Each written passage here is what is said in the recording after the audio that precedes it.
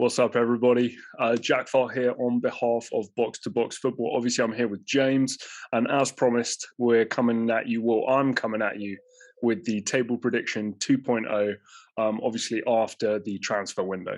I always like to do two table predictions personally. One, because obviously I don't want any hints on how good a team is going to be for the first one, and then afterwards, because we know how crazy the transfer window can be, and this year it was. So here we are, James's first table prediction. So we're going to kind of lift the lid a little bit on what James is feeling, kind of which teams he's feeling, which teams he's not feeling.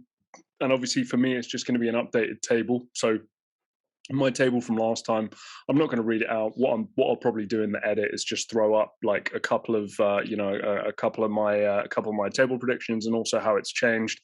But James, in terms of difficulty, first of all, what's up? But like in terms of difficulty, what are we saying this year? Has this been an easy table prediction for you, or have you found it harder?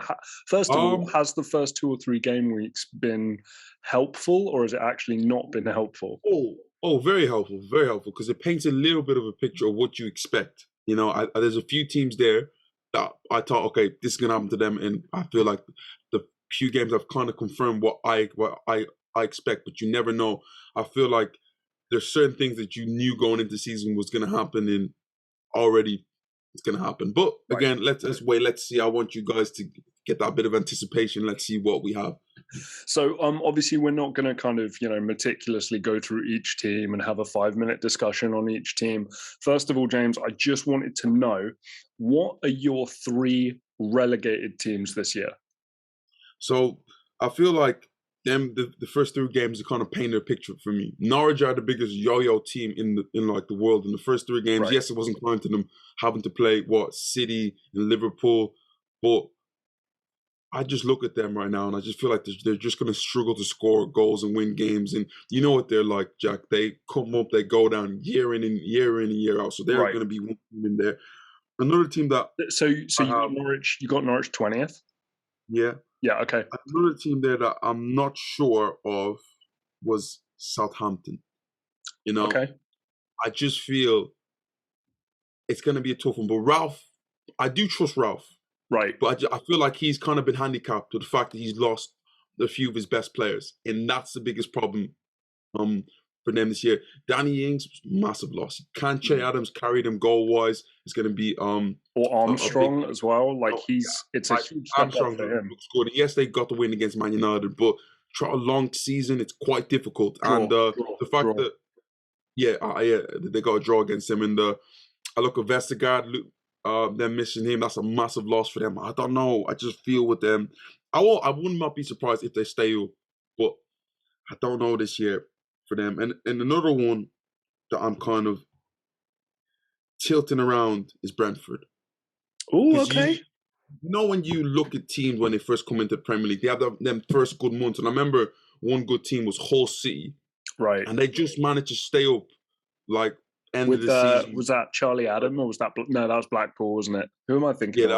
That was Blackpool. Yeah. But you know what, like, they start off really well, have some great wins. You know what happens when, like, it comes to the end, middle part of the season, it kind of unravels for them. And I feel like it just might unravel for them a little bit. So that's the 3 that I have at this moment of time. Well, I'm with you 2 out of 3. So I do have Norwich finishing 20th.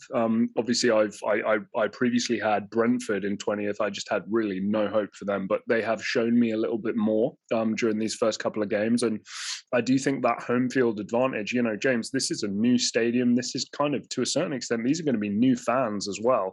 So I think that there's going to be kind of a built culture there. And I think that first win over Arsenal really kind of sets the precedence for the new stadium and the hope that they will have in terms of home form going forward. But yeah, Norwich 20th. I just don't know what you can look at and have hope for. I initially thought that obviously due to their success in the Championship last year, some of that might carry over and we might be looking at some slightly better performances, but you can't lose people like Emiliano Buendia and then expect to be the same, if not better, against better quality opponents. Like, even then, I don't judge Norwich and what they do in the Championship because they've proven on a number of occasions that they're let's be honest, at times better than the Championship. You know, they're one of the best sides, but Premier League is just a different ball game. Different And to level. me, Yeah. the biggest thing for them is that Pookie may get on a little hot streak, but what happens when they don't score goals and then they make these defensive errors after defensive errors? You know what happens, and they're going to start pointing fingers at each other. Also, your Timu Pukki, like, no disrespect to the guy, I don't know what trait or ability you're relying on that's going to get you those goals. You know, sometimes you can look at a bigger striker and you can go, right, every set piece they'll be dangerous, or somebody's got, you know, good finishing ability inside the box. You go, oh, here's their thing. I don't know what Timu Pukki's standout trait is. He is going to run hot and cold, and against better opposition, you've got to say he's going to run more cold. So I think Norwich there. Burnley are my other team. I've got Saints finishing 18th. I've got Saints finishing 18th, right? Because I agree with you, they've lost too much. Burnley, for me, I don't know why, James, and I can't give you a lot of logic that would not also apply to previous years. But this year, I just feel like their luck's going to run out. I don't know what it is, but it's been embarrassing is not the right word, but boring, very classically British football for too long, and I just think teams will figure them out. Every mainstay in the Premier League always has time, always had a time to go. Birmingham, bit of a mainstay, Right. kind of went for a bit. Blackburn, bit of a mainstay, went for a bit. Bolton too. Burnley, I get you, and they were like second. They were my third choice, Right. rather them or Southampton. But I just look at it from this point of view, like Burnley, they get the job done. And like, to me, the game against the formula. Leeds, They have the formula. you know, and the thing about it is that the game against Leeds kind of just confirmed what Burnley is. They're not the greatest side in the world, but they're going to find a way to win enough games to stay in the Premier League. They don't come to the Premier League to compete and get European football. No, they just want to stay in the Premier League because it's good for the city. It's good for the club. And ultimately, that's what it is. There will be time when their time runs out, and maybe this might be now, but I just think no, not yet. The one thing, if I'm kind of like scouting my own opinions here, in the bottom three, I do have two managers I really like. Ralph Hasenhüttl, you already touched on it. He's been given a tough situation to try and prove what a great manager he is there, and I do think he is a great manager, very much in that, you know, Central Europe Jurgen Klopp style of manager. And then Sean Dyche, you know, all jokes aside, Sean Dyche is a terrific manager, and he's been able to deliver results for a team that really don't deserve to be delivering results. And he's doing that through just general hard work, squad motivation, etc., etc. So Saints, Burnley, and Norwich for me. James, I think it was Saints, Norwich, and Brentford, obviously in no particular order in terms of the teams going down. So Norwich, James, from kind of, I guess, 17, 16, 15, and 14, so the next four teams, who have you got kind of just avoiding the drop? Just avoiding the drop. When I look at it, Brighton, I feel like they will just have enough. Watford, I look as a team that I like them, and they feel like they could be just hovering around that mid-table area. For me, Palace do you not look at the Watford squad and think there's some pretty decent like Premier League experience there, and some players where you're not like, oh, they're like a bad Premier League player. Some players we'd go, actually, you could probably rely on them week to week. That was what I looked at for Watford. To me, Sarr is a superstar in a way. Star in waiting, yeah. Do amazing things in his career. We've been talked about for a long time. You know, the fact that they kind of transitioned away from Troy Deeney and they're moving on to a new era. And I look at the players that they have there. I like Newcastle. I think that they'll just stay up. It's, you know, to me, it's Newcastle. Steve Bruce kind of knows what he's doing there. Right. And Palace to me will just stay up. You know, to me they will beat the drop. So for me, I've got Watford in 17th, 16th. I've got Palace. 15th is where I have Brentford, and the one I guess that's going to potentially draw more conversations, James, in 14th. I got Wolves. I look at Watford for the reasons we talked about. I think they'll just about blag it. You know, I do think that they are going to be one of those teams. If they get relegated, I'm not going to be surprised, but I do just think they have enough to stay up. Palace. We know how difficult of a job that's going to be for Vieira. We know. The turnover of players there, and the whole situation within the club. He's going to have to do a fantastic job to keep them up. But I do back him and the players he's brought in to do that. But again, I don't think we're going to be, bowling people over here with how amazing Palace are this year. Brentford 15th. This is the team that have jumped the most in my rankings from pre the start of the season to just after the transfer window. I've just seen enough kind of grit, championship determination, and just culture within the club of just kind of a winning mentality. And Brentford, to me, I think are going to be this team, James, that they're going to make losses into draws and they're going to make draws into wins. And they're not going to do it a lot, but they're going to do it enough to make sure that they survive with, I think, a little bit of respect. I don't think it's going to be that close. And then, 14th, Wolves. I'm just not feeling it with the new manager. I don't think Jimenez looks the same. Jota is obviously gone. Pedro Neto, I think there's somewhat of an over-reliance on him. I don't know if you can talk me out of Wolves being 14th. I don't disagree with you. I looked at my Man United game and it confirmed, and the Tottenham game too, and it kind of confirmed what I know about Wolves, like a good team, but Nuno Espirito Santo made such a big difference to the team. The way he was able to galvanize that team and make them honestly better than what they actually were was amazing. And I feel like they're going to suffer because let's be truthfully honest here. Yeah, it's not like a big turnover of players. The players that were there when they first came into the Premier League, a lot of the top players are still there now. Right.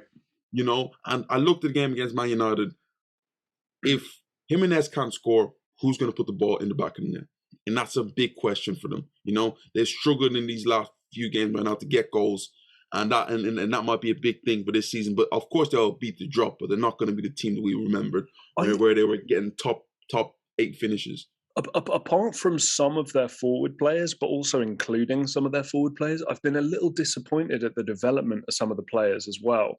I like Ruben Neves as a player, but we were talking about one of the best holding midfield of his generation type talents there. And to me, is he that much better than he was 2 years ago? I don't know. Leander Dendoncker is a player who I was very, very high on when he came in, I believe, from Anderlecht. I thought to myself, here's the next guy. Here's the next kind of Belgian stalwart holding midfielder, centre-back kind of hybrid type player. Here he comes. Johnny Otto is another player I look at as well. And I just, some of the forwards as well, that they spent, wasn't it 40 million on, was it Fabio Silva from Porto? Yeah. I believe they brought in. I've just not seen, I think, the development from certain players. Now, I don't know whether that's a Nuno Espirito Santo fault, the coaching team, the style of play. But when they bought some of these players, I thought to myself, some of these guys would be up-and-comers for the top teams, let alone Wolves. And they've just not come on as much as I thought they would. So, James, next section of teams, we've got 13 through to 10. So obviously we'll kind of speed through these a little bit more because these are teams where, there's not too much to talk about really, but there is a team in here that I do want to talk to you about. So I've got Newcastle United 13th, Brighton in 12th. I got Arsenal finishing 11th this year. And I've got Leeds finishing 10th. Anybody stick out there where you're like, I mean, obviously there's kind of a notable one where you might be thinking, what the hell are they doing there?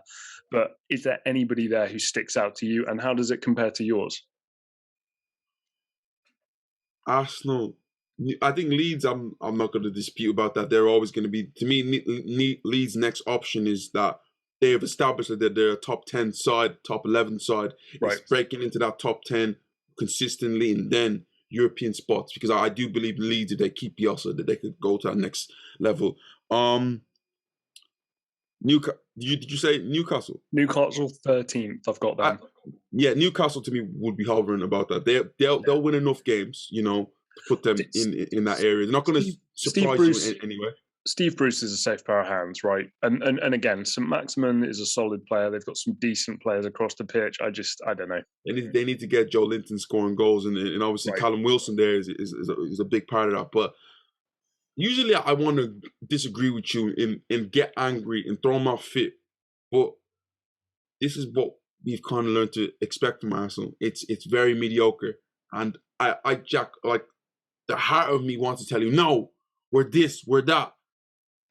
Would I back Arsenal against Aston Villa? No. Would I back Arsenal against Everton? Maybe at the Emirates, but even then, I'm not mad confident. The fact that I think they won at the Emirates last season. Again, even Leeds away, I wouldn't back us. Like, there's lots of games Right. that I just would not back us in. Can we get enough wins to get into top half?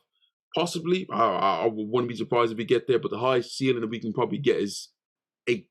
So Right. if you tell me that, I'm not shocked. Right, and I've got to agree with you. I think 11th to 8th, in and around there, I think is probably right. But 8th to me would be a great season for Arsenal. I don't know what anybody is looking at the moment to tell them that's going to improve from what we've seen right now. All of the stuff that we're hearing from interviews, press releases, and whatnot is it's all going according to plan. This is the long-term project. The guys who have been brought in for a reason. It's the character, it's the this, it's that. And I know I can see your face. Like, I'm with you. I do not, we've talked about this a million times. I did see the positives before. I don't see any positives now. I really don't. So yeah, for me, 11th for Arsenal. Again, Brighton, I think some people might say a little high, but again, I don't know what it is about Graham Potter, but he's just killing some of these statistics in terms of chances created and all this kind of stuff. All you need is a guy to come through and put these chances away. And then, Brighton could elevate themselves to a top 10, top 8 team. I don't foresee it being to that, but I do think that we're going to see them potentially hit like 12th. Who are your next names there from 13th down to 10th?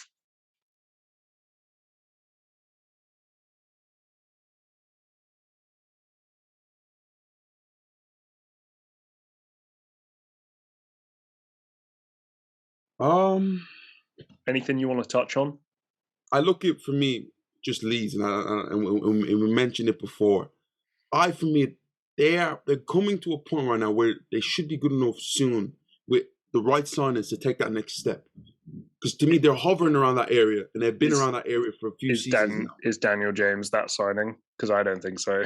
I mean, physically, I don't know if they're over a kind of shorter period or even a middle distance, if there's a faster player. He's so quick, it's crazy. I don't know what his top end speed is like, but I don't see him as being the game changer that's going to take Leeds into the top 8, I like Daniel James, and I feel like he's a fantastic fit for them. But I think that they're in need of this. I think like a killer goal scoring playmaker, like a Bruno Fernandes type. I feel like they get one of these, then you're like, they might have, to me, a season like Wolves had in 2019, like 18, 19 for me. Right.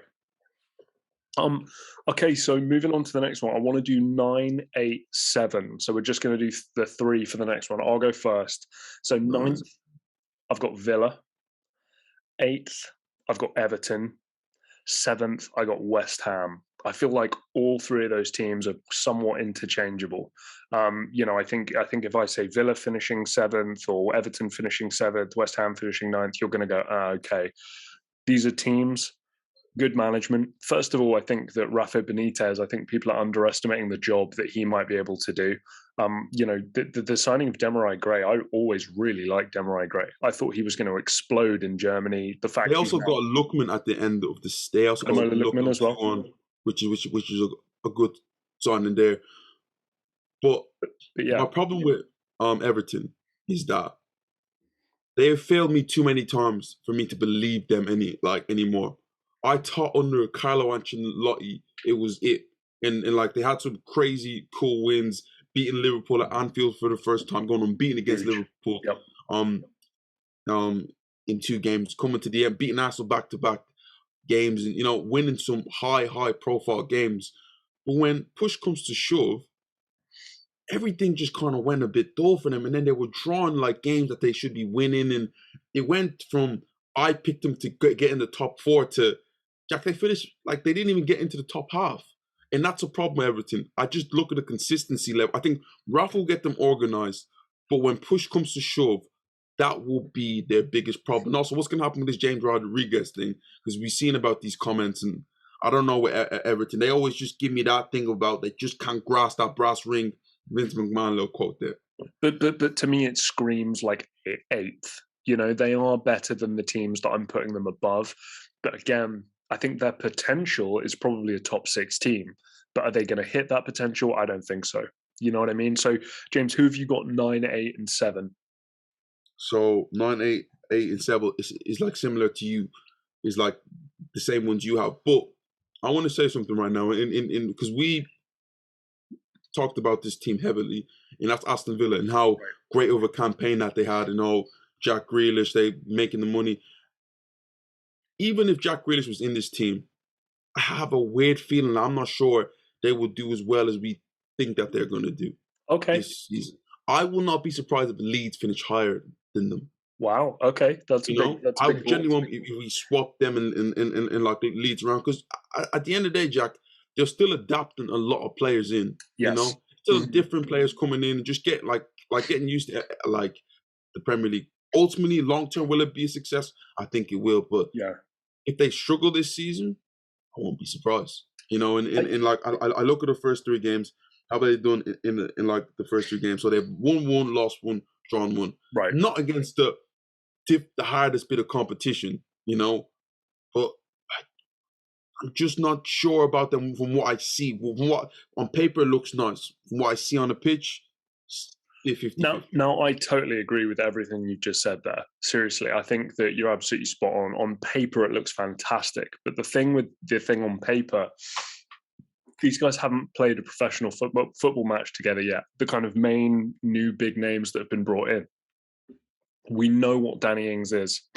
Danny Ings is going to be, consistent goal scorer. We've seen that already, isn't it? Isn't it a goal a game? I think so far, right? Yeah. So far, we know what Danny Ings is. Hasn't let me down in my bets yet. So I love Danny. It takes a lot of pressure off Ollie Watkins. I personally had the opinion that Ollie Watkins was going to explode this year, but with Danny Ings coming in, takes a little pressure off, allows Ollie Watkins to potentially play out wide still and just kind of be that backup true number 9 that he is. And honestly, I think that probably suits him. We know the capabilities of Emi Buendia. He's just going to get better and better. And I think we saw in the last game him feeling a bit more comfortable. Leon Bailey is, again, like we talked about with I can't remember who we were talking with, Ismail Assar. Leon Bailey is another just potential superstar about to explode. The reason why I think there will be that next level jump is because, Jack Grealish to me is a £45 million player, and they've used the £100 million they got for him to sign Danny Ings, a proven goal scorer, who's going to score the same, if not more goals than Jack Grealish did, Emi Buendia, who is going to create just as much, and Leon Bailey, who's just as exciting. So for me, kind of like Chelsea last year, I think it's just going to take time, but I think Dean Smith is an underrated manager too. So, James, very similar there. I think those 3 teams are really kind of neck and neck. They're very hard to split. Like I said, you could put them in any order. Next 2 I want to get to. Who's finishing in those 2 European spots? The Europa League European spots there. So I want 6th and 5th from you. It will be Tottenham and Leicester, you know. I think I've got the exact same. Damn it! I don't think that's really much to really. Leicester have got to a point right. They've established them in that spot. They're becoming a top team in the Premier League. We can't deny that anymore. Brendan Rodgers has them playing, but to me, with Leicester, they won't take that next step. No. I just don't feel like they're. Jamie Vardy's coming out the window. I like what they're doing with the squad. I love the players that they brought in. I don't think it's going to be enough to get Champions League football. I like what Tottenham, on the other hand, 3 for 3 hasn't brought me to light or anything like that. But I think I look at them as if Harry Kane gets playing, I think you're not good enough to get top 4 because you will fall. I feel they'll definitely fall short of that. But top 5, 6, definitely realistic for this Tottenham side. You know. Yeah, look, James. I think this is probably going to be the fastest bit of the video. Leicester and Spurs. I think Spurs have definitely gone up since my first rankings. I think Nuno has them playing a lot better than I thought they would. I do think that they're buying into his message a little bit more. And I know you've made the point they're playing quite similarly to how they played under Jose, but I think that there's a certain relationship build that Nuno maybe has now that Mourinho maybe didn't have while he was there. So I think that's there. And Leicester, it's the same thing. Leicester, I do have dropping 1 place from 4th down to 5th. I've not seen the levels of improvement that I thought I would see from last season, but now we're getting to crunch time. Who have you got 4th, James? Not 4th, 3rd, 2nd, and 1st. Just 4th. Who have you got? We'll say it at the same time. Ready? Same time. I have a statement to make, but let's. Okay, wait there.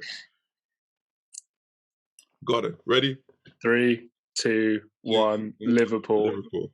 Okay. There you go. That's fine. Right. Just quickly for me, I've got moving up a spot. Diogo Jota's made a difference, and I've got to hold my hands up.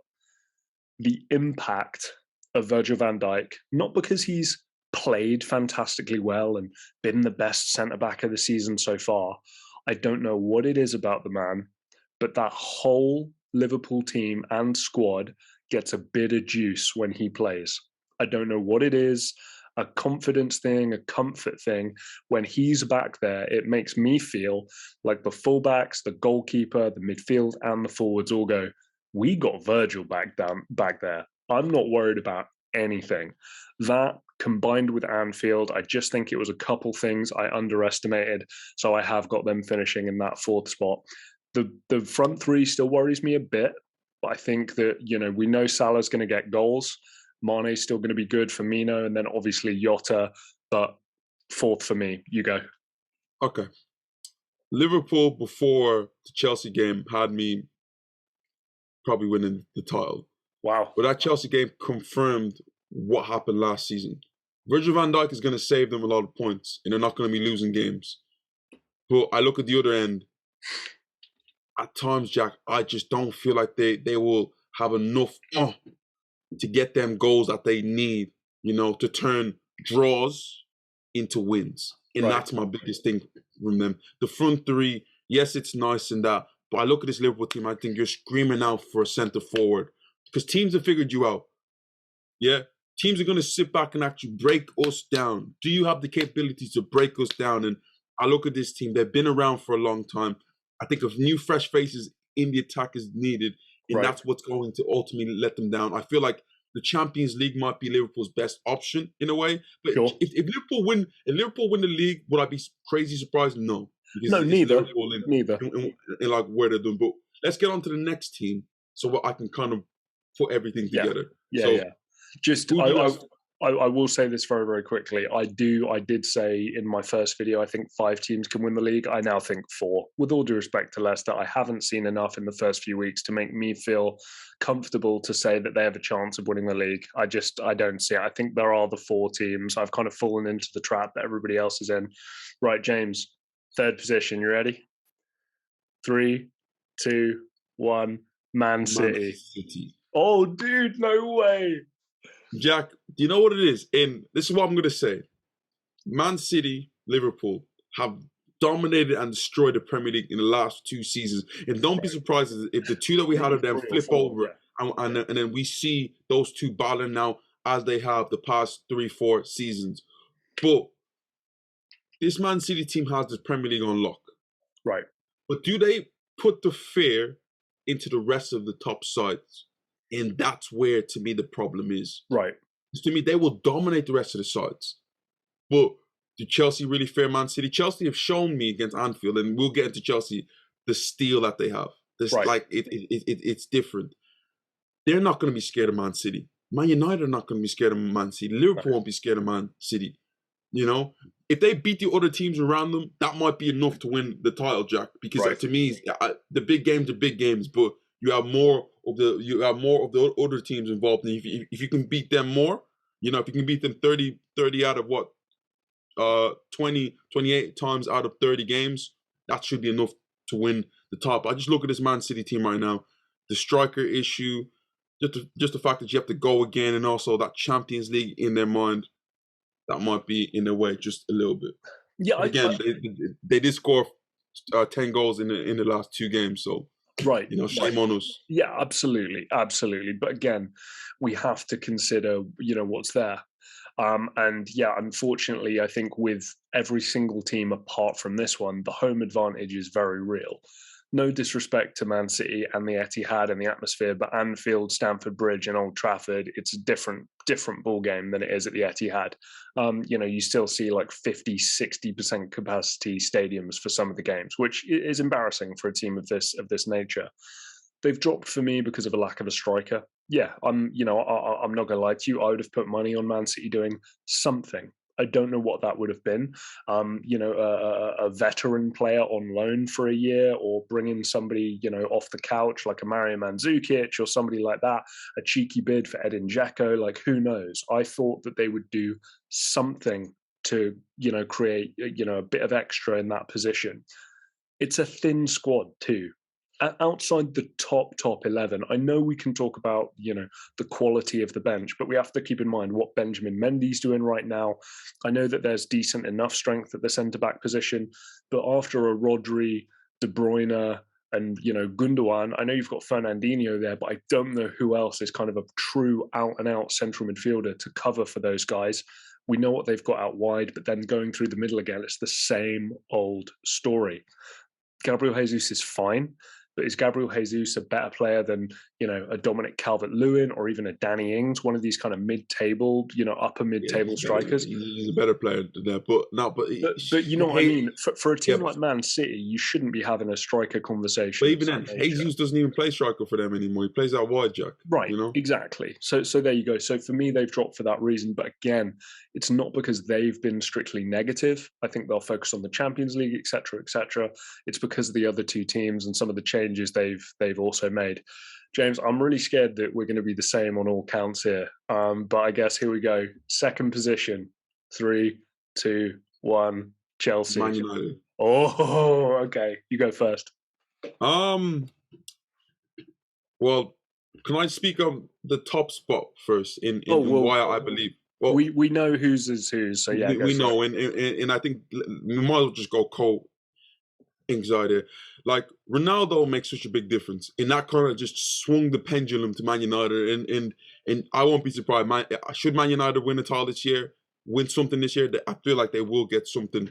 If it's a Champions League maybe or a league, I won't be surprised. But quickly, either. Just to give you and me a little bit of a safety cushion here, I think you and I both agree. If Liverpool win the league, we won't be surprised. If City win the league, we won't be surprised. Chelsea or United, we're not going to be surprised. This is not a strong, emboldened, like, that team's never going to win it. It's just our gut feel. These are the 4 teams. It just depends which one it is. Jack, from what we see, and we can bite us on the ass, we was talking about Man City, and then Man City can go on this crazy run. You know what happens when Man City get on that run in Liverpool? These guys have eclipsed 95 points plus 2-3 seasons in a row. So those are the teams that we should generally look at because they have been the champions. But Chelsea showed me something at Anfield that only champions do. I look at the squad, it's even better now. Right. The fact that they have they have bought in, is it Saul? Saul Niguez, yeah, from like they brought in Saul, so that's an extra body in the middle, and also fantastic player. Also, the midfield depth is great. Defensively, you could be wanting a little bit. They're aging a bit, but it's still strong. It's still very strong to me. Bringing in Romelu Lukaku in that performance against Liverpool, most teams cave in that situation. The fact that you lost a player. You're shooting the other way.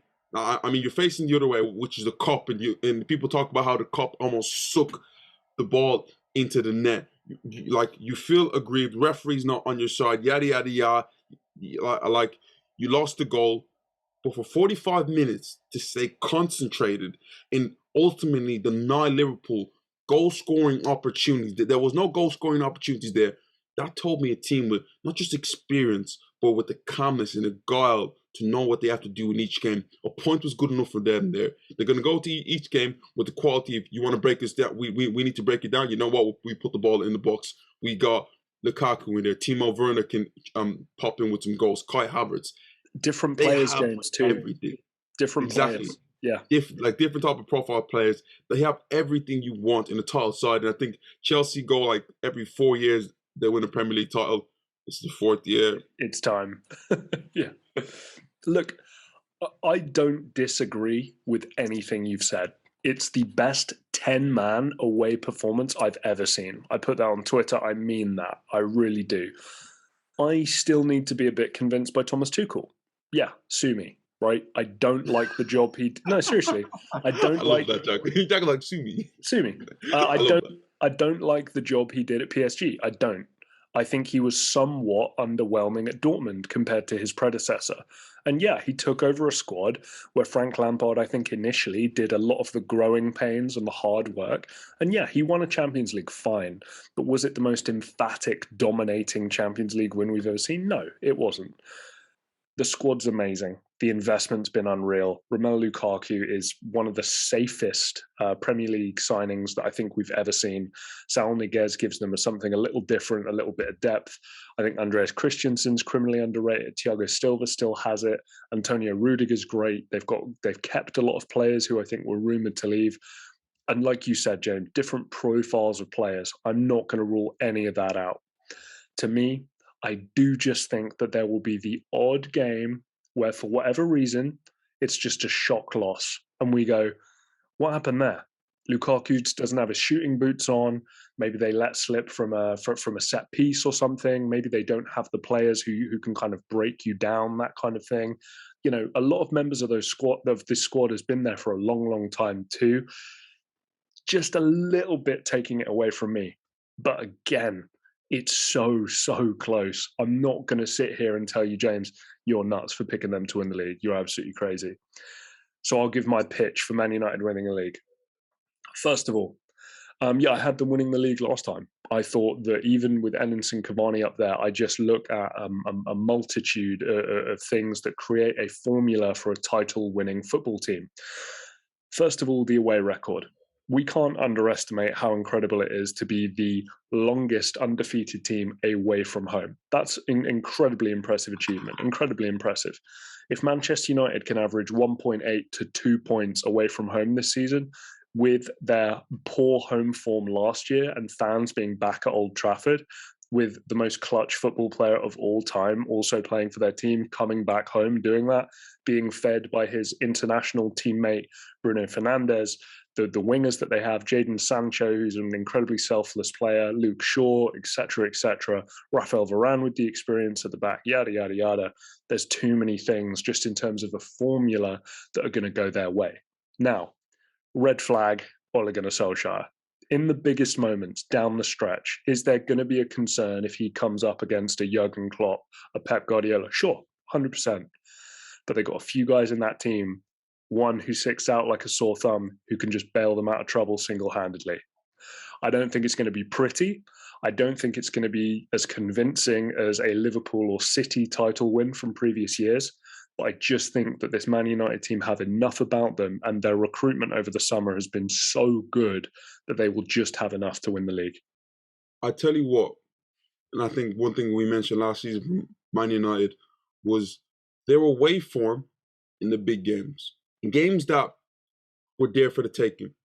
Anfield, there for the taking. Emirates, there there for the taking. I'm not sure what was the score. The Bridge, there for the taking again. If they can somehow find a way to win maybe one or two of them games, right, pick up 4 points, right? Yeah, Jack, it makes a massive difference. It makes a huge difference. And to me, with Manchester United, it was just, to me, games that I expect them to win, games that you want them. Okay, it's a bit labouring. Bruno isn't clicking.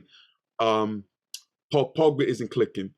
That's my biggest problem. But they added the biggest trump card you can possibly add, the biggest cheat code that you can have in this game. It's the kind of signing as well that I'm not going to say this as in I feel super confident about it. But if you told me before the season starts, with the squad that they now have, that they could go undefeated this year in the league, I might kind of look at you and go, yeah, maybe. Because I think Old Trafford is that place again. And I think that away form, they have the record of undefeated away from home. It's 28 games now, and I don't see that going anywhere soon. But this is box-to-box football, and we always want to add a little twist to it. Yeah. I feel that Old Trafford can also be very toxic. Let's do some negatives. Let's do it. And that could be a problem. How many times you see when Man United ain't playing well, the crowd get on their back a little bit, and sometimes the stage is a bit too much for them. Because, Jack, you know what the spectacle of what Old Trafford is and what it's done and the things it's done. Kiko Makeda, Steve Bruce winners. Like, these we've had the show of all shows ending.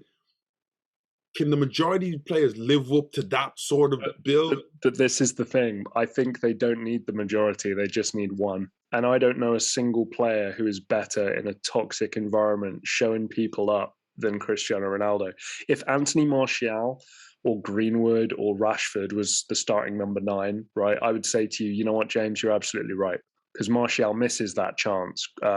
Rashford misses that chance. Cristiano Ronaldo is not that guy.